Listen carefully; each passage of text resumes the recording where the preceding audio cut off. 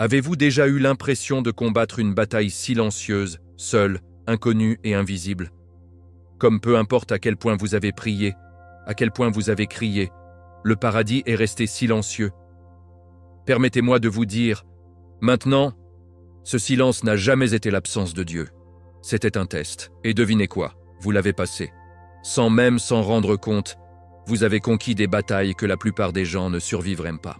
Et parce que vous avez enduré, parce que vous avez gardé la foi quand tout à l'intérieur de vous a crié pour abandonner, une récolte surnaturelle se précipite maintenant vers vous. Ce n'est pas juste un autre message. Trouver cela est une nomination divine, orchestrée par Dieu lui-même. Vous avez été choisi, trié sur le volet par Jésus-Christ pour quelque chose de plus grand. Et aujourd'hui, vous allez comprendre pourquoi tout ce que vous avez souffert n'était pas vain.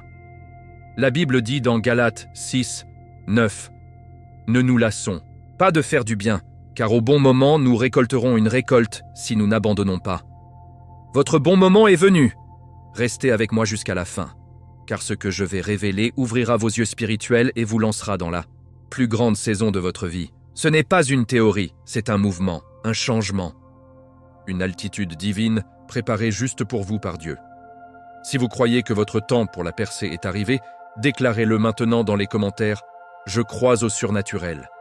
Préparez-vous, car les cieux se déplacent déjà. En votre nom. Il y a des moments où la vie ressemble à un désert sans fin, sec et sans espoir, et il est facile de se demander si Dieu vous a oublié. Mais voici la chose, il ne l'a pas fait. Si vous lisez ceci maintenant, c'est parce que vous avez réellement passé un test divin, même sans vous en rendre compte. Ce silence que vous avez entendu, cette longue attente et douloureuse, il n'a jamais été que Dieu vous abandonnait. C'était lui regardant, tout comme un enseignant lors d'un examen. Dans la Bible, Job a subi des épreuves inimaginables, perdant tout, mais il est resté fidèle. Job 23:10 dit « Mais il sait la façon dont je prends. Quand il m'a testé, je vais sortir en or. » Et tout comme Job, vous avez conservé votre foi, votre confiance en Jésus-Christ, alors qu'elle aurait été tellement plus facile à abandonner. Vous ne vous êtes pas plié, vous ne vous êtes pas cassé. Vous avez fait confiance lorsqu'il n'y avait pas de signe visible. Et cela, mon ami, est tout simplement extraordinaire. Pensez-y, la plupart des gens, lorsqu'ils n'entendent pas de Dieu, lorsque les bénédictions semblent retardées, elles commencent à douter, à se plaindre, même à s'éloigner de leur foi. Mais toi, vous avez continué à ouvrir votre Bible, vous avez continué à prier, même lorsque votre cœur était lourd et que votre esprit était fatigué. Vous avez chuchoté des prières dans l'obscurité, ne sachant pas que chacun bougeait le paradis lui-même. C'est une vraie foi, le genre, qui plaît à Dieu, Hébreux 11:6. Il ne s'agit pas de sentiments, il s'agit de confiance. Même lorsque les vents de la vie ont hurlé contre vous, vous avez tenu votre terrain parce que, au fond, vous saviez que Dieu était toujours bon, que Jésus-Christ ne vous avait pas abandonné. Cette foi tenace, cette confiance folle, c'est ce qui vous distingue. Vous avez passé le test ultime que la plupart ne réalisent même pas qu'ils prennent. Imaginez une seconde comment Dieu a dû sourire lorsque vous avez choisi de le croire à votre situation. Vous auriez pu le blâmer. Vous auriez pu devenir amer. Au lieu de cela, vous avez choisi l'amour, l'espoir et la croyance inébranlable. Ce choix n'a pas seulement montré votre personnage, il a révélé votre ADN divin. Vous êtes fait à l'image de Dieu lui-même, Genèse 1:27, et votre persévérance l'a crié aux cieux.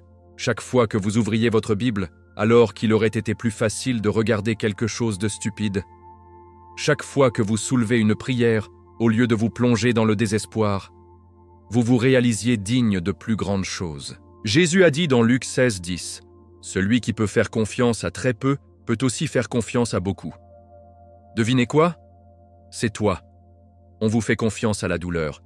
Et maintenant, vous êtes sur le point de vous faire confiance aux bénédictions. Et peut-être que vous n'avez pas vu le champ de bataille sur lequel vous vous teniez, mais ne vous y trompez pas, c'était féroce. L'ennemi a essayé de voler votre foi, de vous convaincre que Dieu était silencieux parce qu'il s'en fichait. Mensonges, tous les mensonges. La vérité est que votre persistance a été une forte proclamation dans le royaume des esprits. chaque oui à Dieu, chaque acte de foi, était comme balancer une épée de lumière contre l'obscurité. Éphésiens 16 nous rappelle de prendre le bouclier de la foi avec lequel vous pouvez éteindre toutes les flèches enflammées du mauvais. C'est exactement ce que vous avez fait. Vous ne le saviez même pas, mais vous combattiez des batailles que peu pouvaient avoir et encore moins pouvaient te résister. Vous étiez un guerrier déguisé en croyant ordinaire, mais au paradis, vous ressembliez à un champion. Maintenant, le moment des tests ferme et les fruits de votre endurance sont sur le point de se présenter d'une manière que vous ne pouviez même pas imaginer. La foi est sur le point de devenir vue. Les larmes sont sur le point de devenir des rires. Les graines que vous avez semées à l'agonie sont sur le point de pousser dans une récolte de joie. Vous n'avez pas seulement survécu, vous avez prospéré en secret et bientôt, les récompenses seront publiques. Mais avant de plonger dans la prochaine révélation, il est crucial de comprendre pourquoi le silence de Dieu était un élément clé de ce test divin. Vous savez, c'est drôle comment le silence de Dieu peut se sentir comme le son le plus fort du monde. Vous voilà, pleurez, désespérément pour un mot, un signe, tout. Et pourtant, rien. Silence radio. Mais que se passe-t-il si je vous disais que le silence n'était pas une punition? C'était en fait une stratégie divine. Dieu n'a jamais été absent. Il était juste observant. Comme un bon enseignant lors d'un examen crucial, il savait que s'il parlait, cela interférerait avec la pureté de votre foi. Dans la Bible, pendant la crucifixion de Jésus-Christ, même il a crié « Mon Dieu, pourquoi m'avez-vous abandonné ?» Matthieu 27, 46. Même Jésus a ressenti ce silence. Mais Dieu n'était pas parti. Il réalisait un plus grand plan. Et dans votre vie aussi, le silence n'était pas l'absence. C'était la préparation. C'était un test non pas de votre force, mais de votre confiance. Le silence a mesuré votre persistance. Il a demandé « Continueriez-vous à croire quand il semblait que rien ne se passait ?» Et oh, tu l'as fait. Vous avez continué à marcher avec la foi et non par la vue, 2 Corinthiens 5, 7. Et laissez-moi vous dire, c'est rare. Le monde nous apprend à exiger des résultats immédiats, une gratification instantanée. Mais le royaume de Dieu fonctionne sur différentes lois. Au cours de ces saisons silencieuses, vous avez appris à vous appuyer sur votre propre compréhension, mais à faire confiance au timing et à la sagesse de Dieu.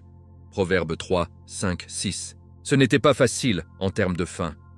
Il y a eu des jours où l'ouverture de la Bible avait envie de creuser dans le sol sec et la prière ressemblait à des cris dans une grotte vide. Mais tu as continué. Vous avez montré le ciel et la terre que votre foi n'était pas basée sur les sentiments, elle était enracinée dans l'alliance. Quand tout autour de vous a crié « abandonnez », vous avez choisi de faire confiance de toute façon. Ce choix a été enregistré au paradis, croyez-moi. Chaque fois que vous croyiez quand il n'y avait aucune raison visible, c'était comme semer les graines profondément dans le sol de l'éternité. Le silence attestait la véritable intention de votre cœur. Votre foi était-elle d'obtenir des bénédictions ou d'aimer Dieu, même sans eux? Vous avez répondu fort et fort grâce à votre persévérance. Vous avez aimé Dieu non seulement pour ce qu'il pourrait donner, mais pour qui il est. Et c'est, mon ami, le genre de foi qui déplace les montagnes. Matthieu 17, 20. Jésus-Christ a dit un jour à ses disciples que ceux qui étaient ceux qui croient sans voir, Jean 20, 29. C'est toi, vous êtes compté parmi les bénis. Et ne pensez pas une seconde que le ciel n'a pas remarqué. Les anges ont été envoyés pour vous renforcer, même lorsque vous ne pouviez pas le voir. Des renforts divins ont été envoyés lorsque vous étiez le plus bas, même si vos yeux naturels ne pouvaient pas les percevoir. Tout comme le serviteur d'Élie, qui avait besoin de ses yeux spirituels, s'ouvrait pour voir les armées de Dieu qui les entourent. 2 Rois 6, 17. Vous n'étiez jamais seul. Dieu a eu le dos tout le temps. Et parce que vous êtes resté fidèle, parce que vous ne vous émiettez pas sous le poids de l'inconnu, vous êtes sur le point de vous lancer dans un domaine de faveur que peu atteignent. La foi prouvée par « le silence porte une gloire que les mots ne peuvent décrire ». Alors maintenant, en regardant en arrière, pouvez-vous le voir? Pouvez-vous ressentir le changement qui se produit? Ce silence n'était pas vide, c'était sacré. C'était un sol. A saint. Et vous, oui, vous, vous le souhaitez courageusement. Maintenant que vous comprenez le poids et la beauté du silence divin, il est temps de découvrir les batailles cachées qui faisaient rage dans les coulisses, les batailles que vous avez combattues même sans s'en rendre compte.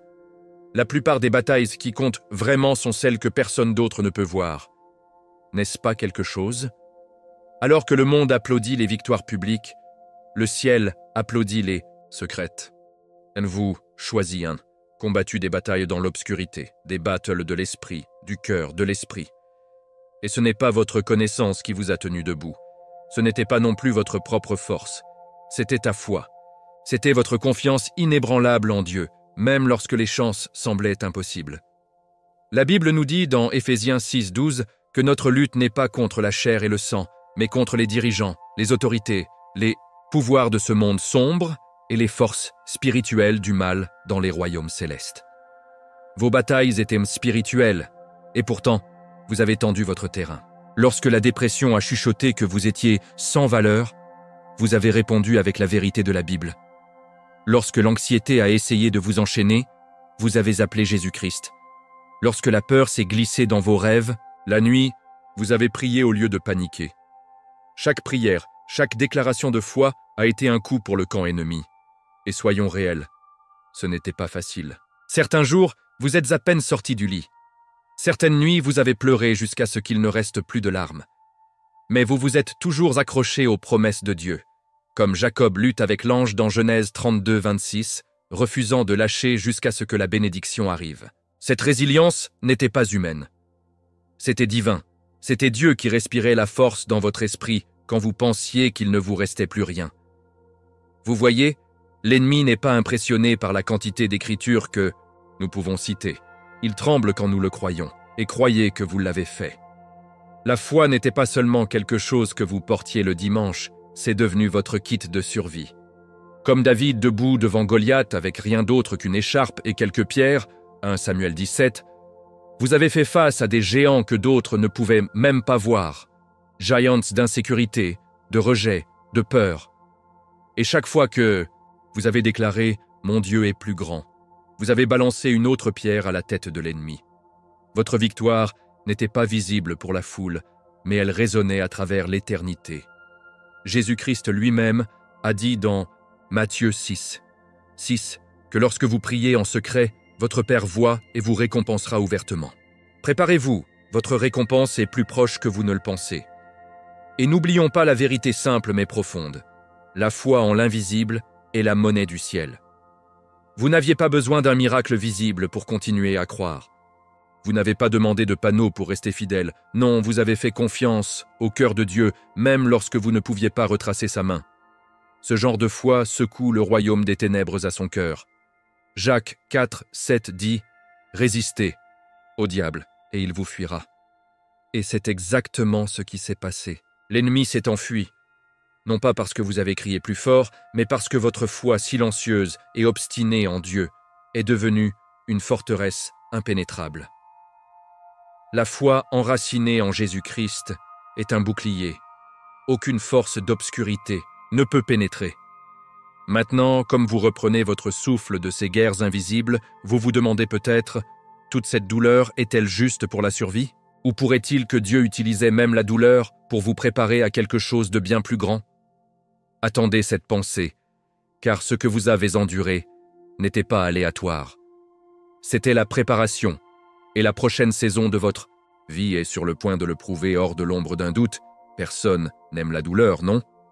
Je veux dire, qui se réveille et dit « Aujourd'hui, j'espère que la vie me frappe au visage ». Pourtant, dans le royaume de Dieu, la douleur est souvent le ciseau qui façonne le chef-d'œuvre. Vous n'avez pas souffert parce que Dieu était en colère contre vous. Vous avez souffert parce qu'il vous préparait. Comme un orfèvre qui affine l'or à travers un feu intense, Dieu a utilisé vos difficultés pour purifier votre cœur et renforcer votre esprit. La Bible nous rappelle dans 1 Pierre 1:7 que les épreuves viennent afin que l'authenticité prouvée de votre foi, de plus, grande valeur que l'or, peut entraîner des éloges, une gloire et un honneur lorsque Jésus-Christ est révélé. Votre douleur n'était pas une punition, c'était la purification. Et oh, à quel point vous étiez magnifiquement raffiné.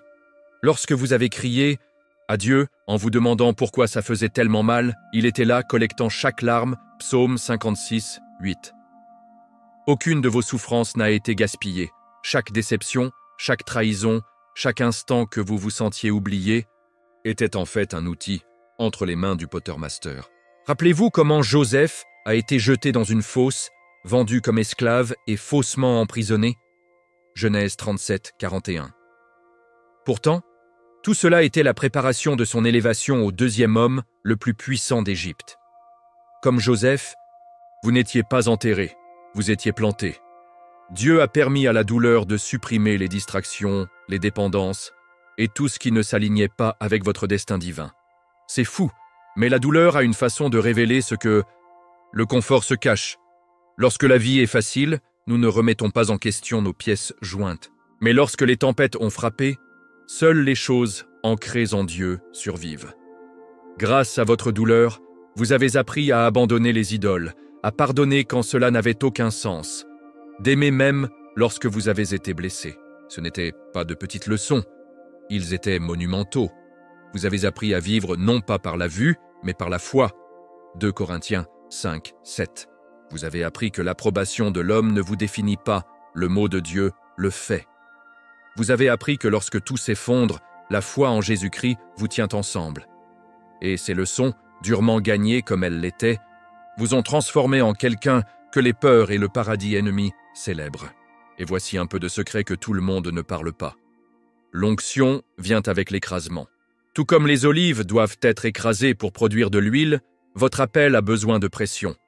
Votre destin a exigé de la persévérance. Et tandis que d'autres ont abandonné, vous avez appuyé. Vous avez continué à ouvrir votre Bible lorsque l'espoir semblait mort. Vous avez continué à prier lorsque les mots ont échoué. Vous êtes resté fidèle quand la foi était stupide. Ésaïe 61. 3.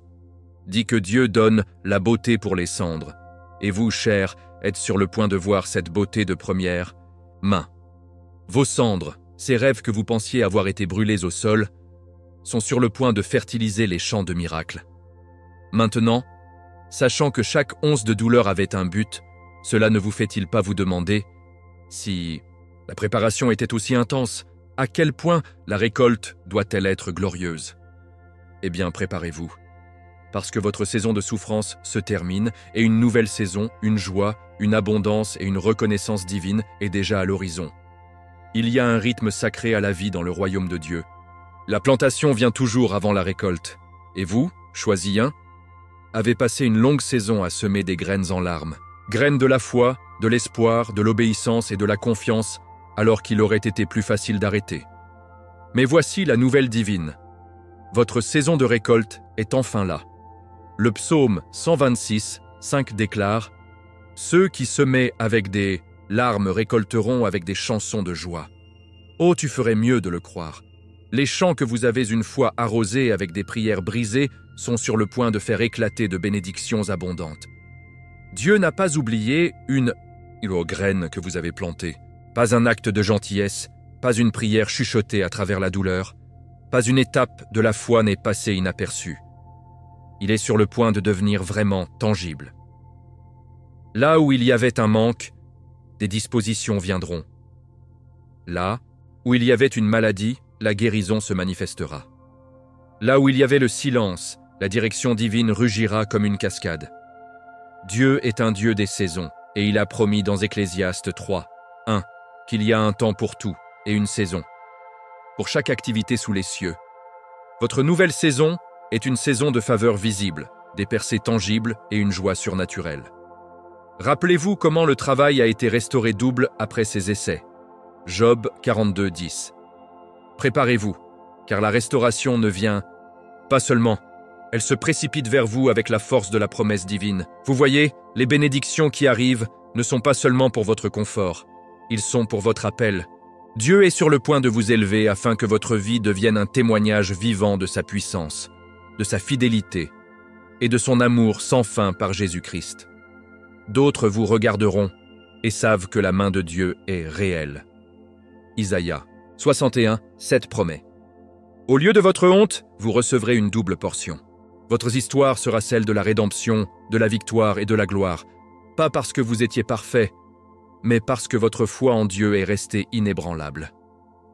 Cette récolte est le cachet d'approbation de Dieu sur votre persévérance, votre foi et votre refus de lâcher prise. Il est maintenant temps de préparer votre cœur, car avec la bénédiction vient la responsabilité. Tout comme Joseph a dû gérer l'abondance de l'Égypte, vous êtes également appelés à gérer cette nouvelle saison à bon escient. Restez enracinés dans la parole de Dieu. Gardez Jésus-Christ au centre de tout cela. N'oubliez pas que la récolte ne concerne pas seulement ce que vous recevez, il s'agit de la façon dont vous reflétez la bonté de Dieu aux autres. Bénis à bénir, guérir pour guérir, aime aimer. La Bible dit dans 2 Corinthiens 9:10 que Dieu fournit des semences à la sêle et au pain pour la nourriture, et il augmentera votre magasin de semences et agrandira la récolte de votre justice. Vous entrez dans la multiplication divine, et si vous ressentez l'agitation dans votre esprit en ce moment, c'est parce que le paradis est déjà célèbre. Les anges se réjouissent, l'Esprit de Dieu aligne les opportunités et Jésus-Christ lui-même sourit à votre endurance. Mais ce n'est que le début, mon ami. Avant de conclure cette rencontre divine, nous devons parler de ce qui se passe après la récolte, activation et élévation dans le destin que Dieu a préparé pour vous bien avant que vous ne soyez nés. Maintenant dites-moi, avez-vous déjà senti que Dieu était silencieux juste avant votre plus grande percée? Partagez votre histoire dans les commentaires ci-dessous. Je serais ravi de savoir comment votre foi vous a transporté. Votre témoignage pourrait inspirer quelqu'un qui lutte toujours sur ces batailles invisibles. Et si ce message a remué votre cœur, n'oubliez pas de frapper ce bouton d'abonnement et d'allumer les notifications. De cette façon, vous ne manquerez aucun des contenus puissants et remplis de foi que nous venons à vous. Un contenu qui vous tiendra connecté à la parole de Dieu, à Jésus-Christ et au mouvement surnaturel de la foi. Restez à l'écoute et assurez-vous de regarder la prochaine vidéo qui apparaît en ce moment sur votre écran. Elle est remplie de révélations que vous ne pouvez pas vous permettre de manquer. Merci d'avoir passé ce temps avec moi. Je suis José et j'ai hâte de promener cet incroyable voyage de foi avec vous. Rendez-vous dans le prochain. Dieu vous bénisse.